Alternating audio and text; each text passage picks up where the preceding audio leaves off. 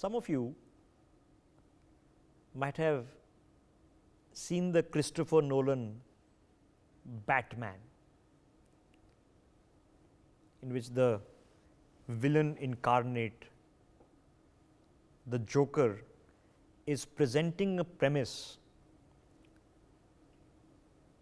What is that premise? That sometimes all you need is a little bit of chaos.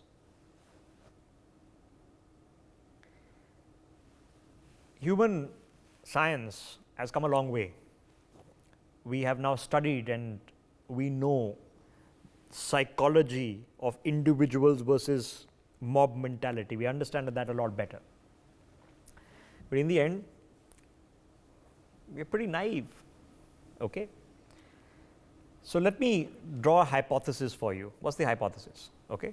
The hypothesis is this: that in a society, in any society, anywhere in the world, where there already exist certain issues, okay, they will always exist. There's always something or the other going on.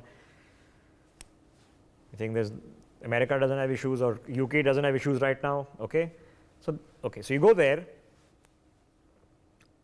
and there's a protest. The protest is the tinder. If you could just light a spark, and it would break out into a mob, that mob might try to break a barricade or push the police. Some errant police officer or officers or cops or constables might panic and they might start shouting, they might start firing, they might start firing into the crowd, they might just kill people, they might kill more than a few people. Then a catastrophe has taken place, and a few hours later, 40% of India's copper capacity has vanished from the GDP of the country. Okay? Then just a few weeks later,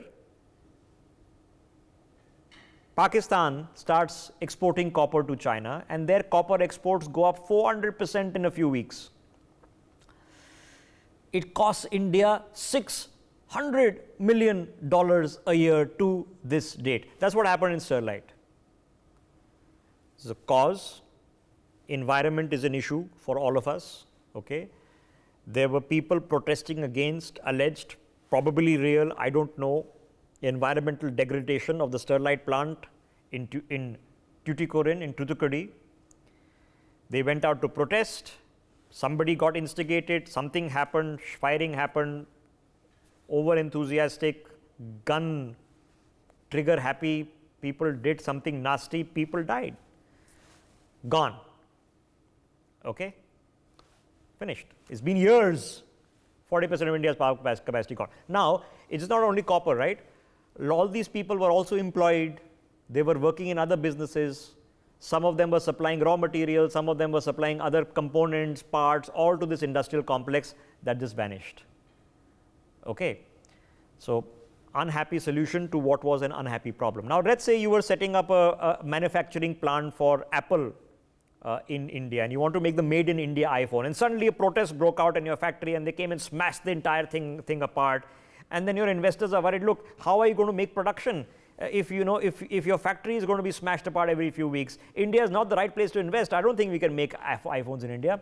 Maybe that could happen. Maybe every Friday at 2 o'clock there could be a stone pelting protest at a particular point in a particular place in Srinagar. Maybe that could go on for 30 years. And maybe if it went on for 30 years, that place never saw any investment, let alone foreign investment. Zero. What would be the cost of that? I don't know. Okay? What I do know is naivety is good for no one. Let's open up this conversation. Professor Madhav Nalapat joining us on the broadcast. Sumit Peer is with us as well. Amod Kant ji is with us. Sharad Kohli ji is with us. Professor Nalapat, now let us assume this with the best of intention. So I'm not going to have a conversation on the farmers' protest. I'm going to start where I started. That a protest happens, it might be for an altruistic cause, something goes wrong, some standoff happens, somebody gets shot, tragedy takes place, and major economic human life loss happens, and somebody lights a fire somewhere, should we be at least concerned about tinder being put into the box? Rishabh, first of all, if you go to Punjab, you will see farmers working at their fields in the efficient way that farmers in Punjab have always worked. I think the harvest is only a few weeks away, and they're working very hard. I have no idea who the people are who are now on the roads rather than working the fields or anywhere else. But I can tell you that the farms in Punjab are all functioning. And an impression is being given by some sections of the media that farmers are very active behind. The farmers are active on their farms. And that is going on even now in Punjab, a state where you have some of the best farmers in the world. Having said that, I want to point out that I'm very glad that you talked about this copper plant. I went there. I went there a few months after this had been shut down. And I'd like to say that there was widespread deprivation, unemployment, and the situation has grown only progressively worse and worse over the years. It has cost a lot of people a lot of agony to basically take care of the interests of few. Now, having said that, I'd like to say that possibly Sterlite was negligent. It should have definitely had better filter systems and better filtration systems. And this is a lesson to, frankly, industries all over the world, and especially in India, to ensure that the environment is protected to the extent possible. But the environment also includes livelihoods. It includes jobs. It includes food. It includes housing. And when you lose your job, all of a sudden, because of some protest, and frankly, a section of the political class sided with some organized groups that were behind the protest for whatever reason. But the fact is, the only gainer to this has been China. The Chinese have gained immensely from this. The Indian copper industry being destroyed has been a bonanza to China. I don't know why the police officers fired. I think it'll be interesting to look at the motivations there and track out, for example, if any of the police officers who did that firing, if there was a sudden rise in the prosperity of themselves or their families. It should be possible to do that even now. But the reality is that the Chinese are engaged in hybrid warfare. And part of the hybrid warfare involves shutting down industries where they can replace and their satellites can replace. And, well, I'm not saying anything about the Sterlite case, but there are many, many examples of industries in several countries, United States, India, where factories have been shut down, and the Chinese have benefited immensely as a consequence of shutdown. And some small groups, fringe groups, have got involved in this shutdown. I'm just making an appeal, and it's an educated appeal, that let us at least be open to inconvenient truths. Having been a protester myself when I was younger, so I know what it feels like to fight for a just cause. So let me get Sumit Peer into this. Now, Sumit Peer, let me make another supposition. It is a hypothesis, it may not have any root in reality. The supposition is that every Friday at 2 o'clock in a particular place, there will be a stone pelting protest for 30 years, that might also mean that nobody wants to open a shop there, or shops have to close, or nobody wants to invest there because they feel there's a law and order problem. Suddenly, the funding for that protest disappears. The protest goes away, and then the shops start opening and the investment starts coming in. So, should we be naive, Sumit, to think that there sometimes, I'm not saying in this particular protest, it might be somewhere else, sometimes there is more than meets the eye? Rishabh ji, thanks for having me on your show. Well, that case really happened in Kashmir. And the day Hurriyat stopped, the money inflow to the Hurriyat stopped, the stone pelting died. And after, where there was no investment, there used to be hartals for six months. Suddenly, you have people investing in food parks, solar parks, they're investing in malls, they are investing in tourism. You have 1.565 crore tourists go there, which was highest since independence. So after that stone pelting, and the people who were sponsors of stone pelting, and where the money was coming from, after you stopped the money trail, everything started back to routine. Your picture halls working there, you have nightclubs working there, your mall, which have new malls which have opened up, all-time high tourists going, new hotels been built in. So why this was not happening for 30 years? Because you're right, Rishabh, there was a concerted plan or a design where you want to give an impression something is wrong, it is boiling. And important is that the people are on the roads. Now, even if you look at the so-called allegedly Kisan protests, the impression is given people on the roads. Let me put some 2 or 3 important facts to light. Only 6% of the people, farmers, are benefited by MSP, 94% or not. 26 crops are under MSP, and we grow more than 1,000 crops. We have more than 4 times the capacity of wheat and paddy in our warehouses. We don't need anything more than that. So why is that a very subtle group of people with a very motivated agendas are coming and hitting the roads and blocking the economy? Why is it that MP is the number 1 wheat producing state of the India, which used to be Punjab? And why is it West Bengal is the number 1 rice producing state of India?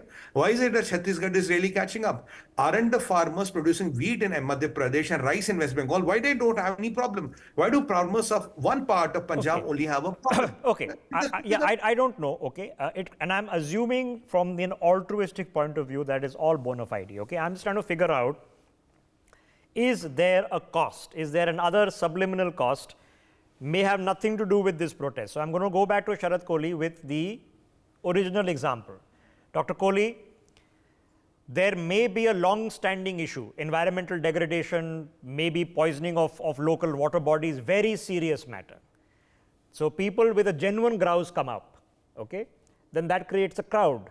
It perhaps creates a mob. Maybe some lumpen elements come in. It creates a volatile situation.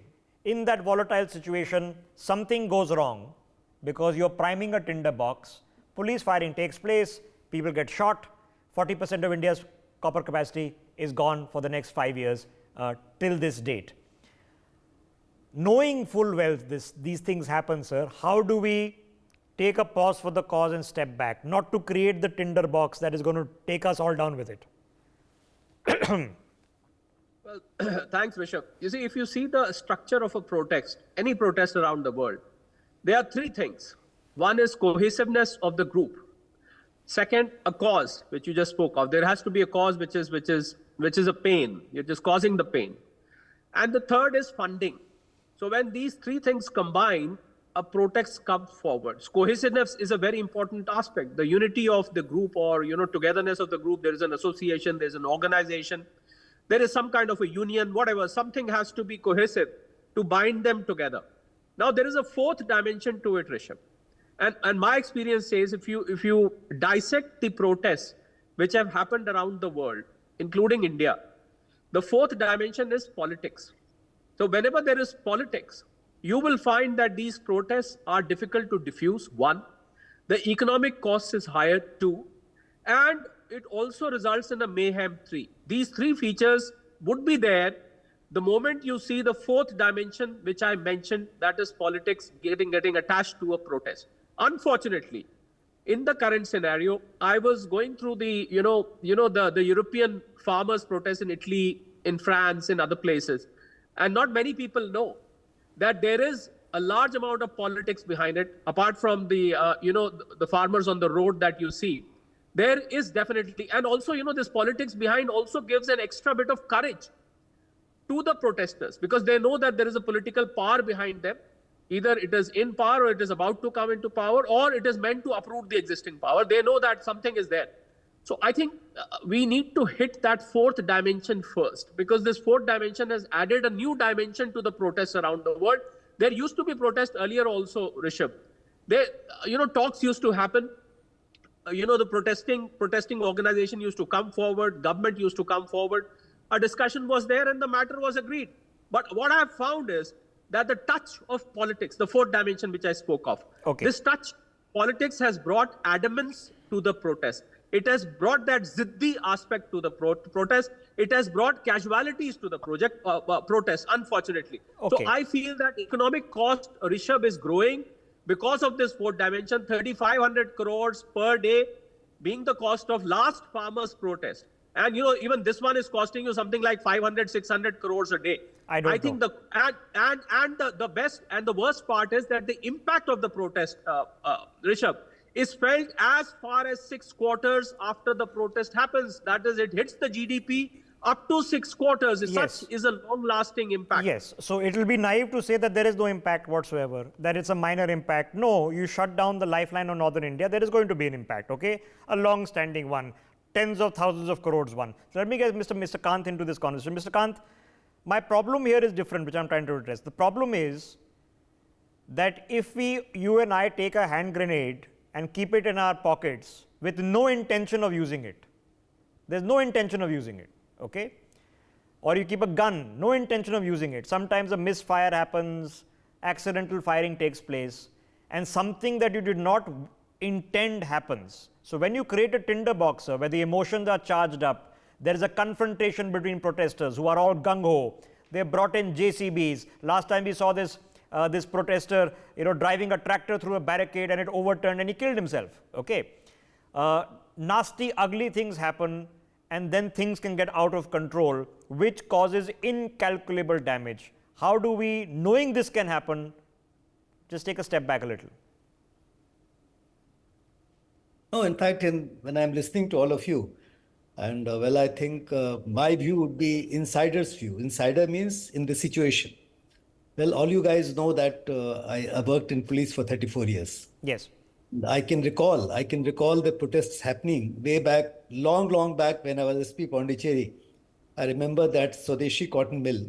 The strikers, they closed the Swadeshi cotton mill. I mean, the labor, they had a lot of grievances, and those grievances not being settled. And they created an extraordinarily difficult situation. And with great difficulty, we could rescue the management from there. About the same time in Kanpur, there was a situation in Swadeshi cotton mill where several people were killed. In fact, the senior most manager was killed by the mob. It happened there. Now, there was a background to it. But as police officers, we didn't know how exactly we could sort it out, although I tried to sort it out. Starting from there, I can recall protests happening in Itanagar, where I was DG Police of Arunachal Pradesh. The main arterial road of Itanagar was closed down for a couple of days on account of protest. And the economic losses in that a very poor economy state like Arunachal Pradesh was tremendous. I could see it. Likewise, anywhere I worked, I worked in Delhi, I was Joint Commissioner of Police and I was Deputy Commissioner of Police, and I have seen protests like this. I have faced many of them from inside. First of all, let me clarify, the police does not have a solution. And the situations arise when the police officers have to resort to, let's say, lathi charge, led to tear gas, and of course firing at times, which has happened while I was leading the police against, let's say, mobs. Now, the issue is that the answers are not so simplistic. The analysis being made here, you are just talking about the economic cost of it. Just one point. You cannot look the entire situation. You cannot analyze the entire situation only thinking about the economic or the financial loss to it. There are many things more happening. I mean, a situation of law and order creates some kind of mayhem at times and some kind of dislocation in the life, and the cost could be many folds. I mean, besides economic, there can be some people who are going to hospital and they die out because of the situation that there is a road holdup, there is a mob. Even today, I have got some guests at home who got held up somewhere on the borders. Now, these are the situations which are there. The point I am trying to make, that even if you call it political, for example, let's say if it suits somebody, a particular political party in power, if it suits them and they have a political stand, and that political stand makes them believe that this protest is totally wrong, and they say outrightly reject any protest of this type, but there may be other people who have other point of view. There may be a large number of people who have, let's say, farmers, for example. Well, I'm not taking sides because I was told right in the beginning that it's a completely non-political discussion. Yes. I'm only trying to analyze that after all, politics is our politics. Damn it, it's a democratic politics. There are people for a particular course of action, for a particular law, for a particular policy. There are people against that policy.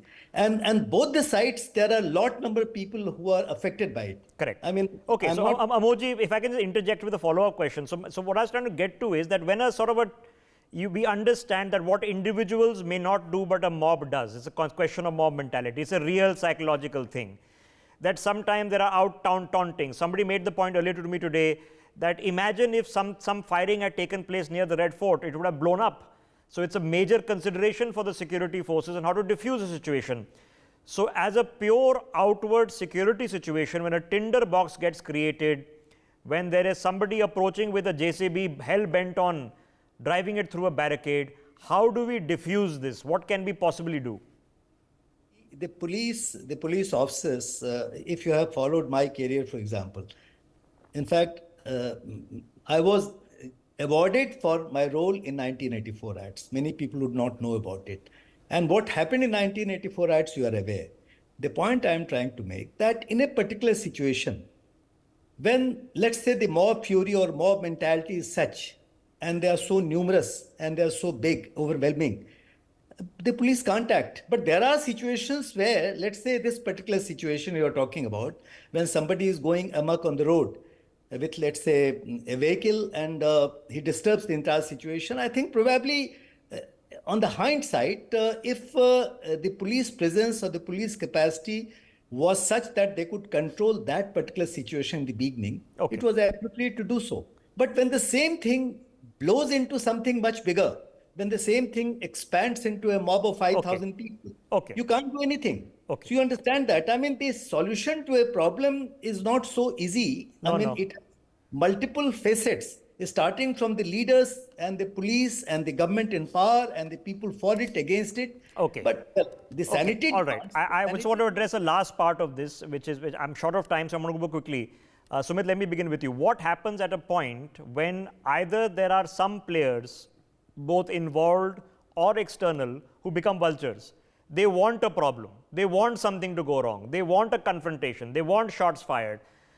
They might be people who are lumpen elements within the system. There might be people who are vultures who are watching the system from outside, maybe even outside the country, waiting to leap in. कि भाई tinder box होगा, police firing हो जाएगी, people will get injured, फिर हम पूरी दुनिया में हम wait कर रहे हैं. We are just waiting for that thing to go wrong. What do we do then? Rishabh, it is exactly what the motive is. It is exactly what they are planning, and it exactly what they will try their best to do. Because somewhere point, you see what happened in the Haryana border yesterday. They burned the parali, they put their lal mirch powder in it, they encircled the police, they pelted the stones, and they attacked with this farsa and gandasi. There are 12 policemen of Haryana police are critically injured. One police officer has lost his life yesterday. I mean, the count went by evening 1 to 18. Now, in such a situation, you have to identify and eliminate those particular situations and those particular elements. You cannot handle the mob, but whoever is the ringleader, whoever is trying to drive through that JCB, if police has to eliminate the person, you have to eliminate the person, because you cannot let that JCB kill people on duty, wearing uniform, protecting the constitution and protecting the citizen of India. Okay. I have been asking, what about those police walas yesterday? उनकी क्या गलती है? Why are they fighting their life and death in a hospital bed, trying to defend the constitution and the law of the land? Who gave them right to? Okay. All right. Okay. Professor Nalapat, what about there might be other agencies, and I use the literal definition of that term, who might be interested that this will cause property loss, life loss, reputation loss during an electoral cycle? We knew that the riots happened in Delhi during Donald Trump's visit, and they vanished as soon as he left. So can we discount other extraneous factors completely? I'm sorry, Rishabh, we cannot, because we are in the midst of a hybrid war against a very sophisticated enemy, and an enemy that has got a satellite to our western border, which completely obeys the commands of the enemy. At the same time, we have a flourishing narcotics trade, and there are literally tens of thousands of crores of rupees are generated through that narcotics trade, and the government is trying very hard to stop it, but because of the immense profit, it goes on. Now the point is, who is funding the individuals who are doing this kind of thing? You track the money, and as correctly said by Sumit, you track the money, you crack the problem, and that is the point. And secondly, I quite agree. you have to say, sabka gun dekhna hai. What kind of a protest is this in which you are trying to choke off an entire country for the sake of some demands, which frankly, the country is already paying very heavily on this MSP. It is unremunerative for almost everybody in the country. And yet a few people, they are still enjoying that benefit and they want to keep that benefit. So I'd like to say, Bishop, I'd like to do a complete tracking of the funding of these protests. I'd like to do a complete tracking. I've just ended a telecast discussing this, and I'm assuming that I am going to assume that this is altruistic, that this is honest, and a lot of crowdfunding, chanda collection has happened, and that's paid for the 40 lakh rupee JCB.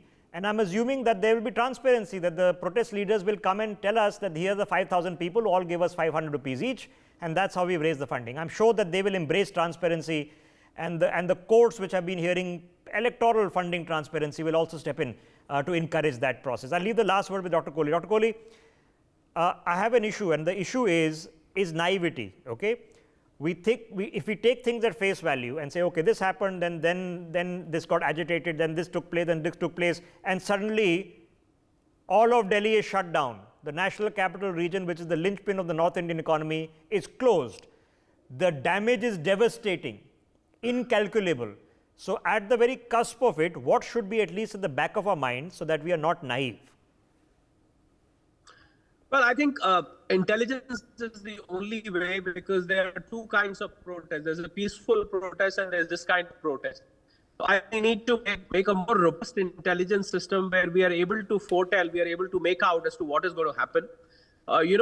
Before a protest, there is always a dialogue. You will always see a representation coming to the government and so on and so forth. So I personally feel that government now, in this given situation, must have a special department for protests or some kind of intelligence system where we can foretell and we can nip it in the bud. I think the need is to nip it in the bud, whether it is funding, whether it is the cohesiveness growing, whether it is the issue, brewing into a situation like this.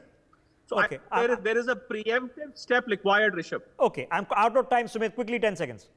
Rishabh, only 2 points. The first point is, why do you need JCBs for a peaceful protest? What has JCB got to do with MSP? When a tractor is turned into a tank, it can't be about peace or MSP. I'm more interested in what it costs. Somebody's got to pay for it, and if that person is a poor person nonetheless, I'm sure that 40 lakh rupees will be debilitating what a JCB costs. That's what it costs, JCB. Okay, I'm totally out of time. I know this is not an ending conversation, but I just want to leave you with the premise that sometimes we create for ourselves a tinder box that nobody intends to do it, but some people intend to do it. That's what they want. I began by saying sometimes some people just want a little bit of chaos, and we all suffer for it. And I'm assuming that's not the intent here. I'm assuming it's altruistic, but the impact is going to be pretty nasty. Delhi is under siege, whether you like it or not. That's the national capital of India. For more such videos, subscribe to the NewsX YouTube channel, hit the bell icon.